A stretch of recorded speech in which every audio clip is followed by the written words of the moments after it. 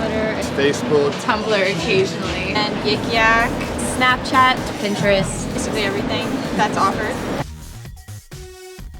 In 2005, 7% of adults used social media. Now in 2015, 65% of adults use social media, according to Pew Research Center.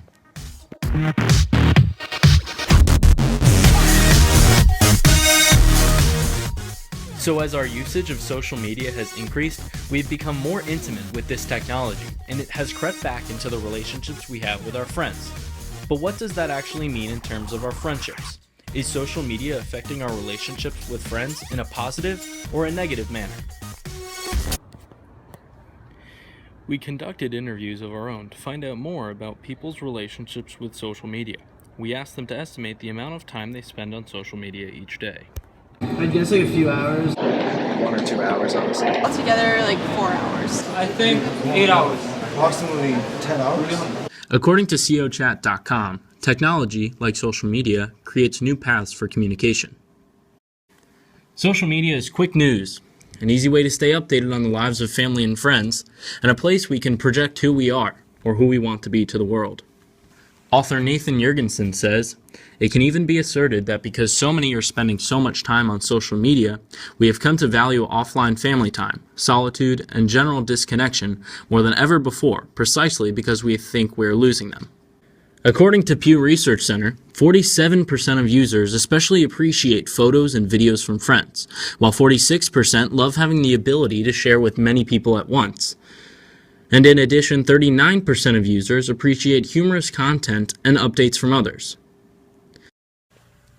So while there are indeed positives of social media, many also believe that there are considerable negatives to using the social media that has exploded into our lives. Just one big hoax.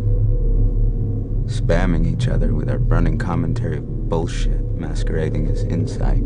Our social media faking as intimacy. Or is it bad? The November 2012 Pew Internet Research Survey found that 29% of cell phone owners describe their cell phones as something they can't imagine living without. I would be lost. I feel lost. I might feel pretty lost. We aren't understanding our friends as well as we once did, even though we may be more exposed to them. Over-reliance on technology can cause lapses and inefficiency in physical communication. When I get bored, it's like a good way to stay on board. I feel like it's a good way to like be connected to like your friends and stuff. I got it in high school. All my friends got it too. I just kind of stuck with it. People aren't taking the time for mental reflection. Turkle again contends that the problem with digital intimacy is that it's ultimately incomplete. The ties we form through the internet are not, in the end, the ties that bind. I don't want to use it. I feel like I'd be better off without it, honestly. But I just keep it around because like everyone has it and like it's fun and entertaining. Not addicted to, but I just have no good reason to get rid of it. But they are the ties that preoccupy. We don't want to intrude on each other, so instead, we constantly intrude on each other, but not in the real time. This addiction to stay connected and noticed makes one prioritize these small things over many more important activities. So, in the words of MIT professor Sherry Turkle, the contention has become that ubiquitous computing, constant connection via mobile devices, and the evolution of more and more human-seeming robots have rendered many people better able to relate to digital devices than to people. This same urge to chase notoriety on social media can also cause users to design an online persona not necessarily representative of who they really are in order to seem more attractive to others and gain more popularity.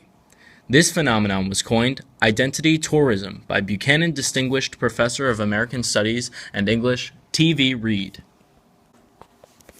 So, because social media allows us to constantly expand our knowledge, view new cultures, and be exposed to new ideas that individuals would otherwise never be exposed to, we are constantly changing our personalities and what we identify with, making it more difficult to form relationships. Internationally recognized essayist and novelist Jonathan Franzen asserts that technology can give to us endlessly without ever taking, making it a preferable replacement to the give and take of a real relationship. It provides an avenue to be liked, to gain notoriety, and causes people to chase this with whatever it takes to obtain the short-lived happiness from a few likes or a retweet. So it's clear that many people believe social media is beneficial and constructive. But at what point does social media become harmful to our relationships? Let's look at what the critics have to say. Critics of social media are not at all shy to express how they feel. This post on COChat.com shows the massive gap we see in how society views social media. So the million-dollar question then becomes, where does our use of social media cross the line from positively affecting relationships with friends to having a negative effect and distancing us from one another? Well, the answer may be purely subjective. Some people may find it easy to jump back and forth from the digital realm to the real world with no repercussions in who they are and how they interact with friends. But others may struggle in finding such a balance and can really only keep their heads in one or the other. The danger there becomes, if they keep it online, they may lose out on the more meaningful relationships in life.